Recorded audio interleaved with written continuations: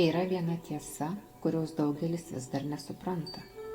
Tu negyveni tik savo viduje, tu nuolat veiki erdvę ir erdvė visada atsako.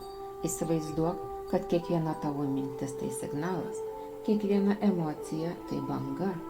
Tu ją paleidi ir ji niekur nedingsta. Ji keliauja stipriai ir sugrįžta.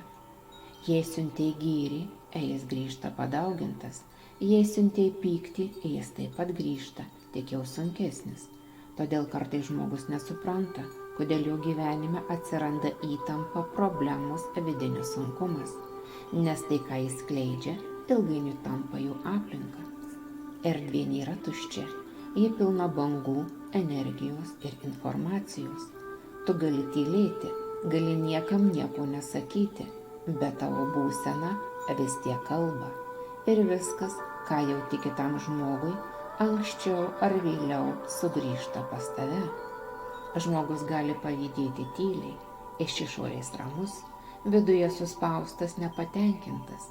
Ir būtent tai uždaro jų paties kelius, ne todėl, kad jam nepasiseka, o todėl, kad jis pats kuria bloką. Kitas žmogus gali nuoširdžiai džiaugtis kitais, palaikyti, linkėti gero ir jo gyvenimas pradeda tekėti lengviau, neatsitiktinai, nes tai, ką išleidi, grįžta.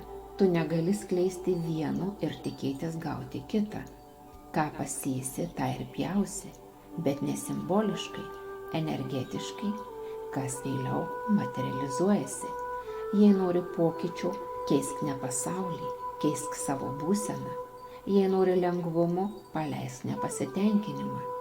Jei nori, kad gyvenimas atsivertų, pradėk skleisti tai, ką pats nori gauti. Viskas sugrįžta, ne todėl, kad kažkas tave baudžia, o todėl, kad taip veikia sistema, taip veikia matrica.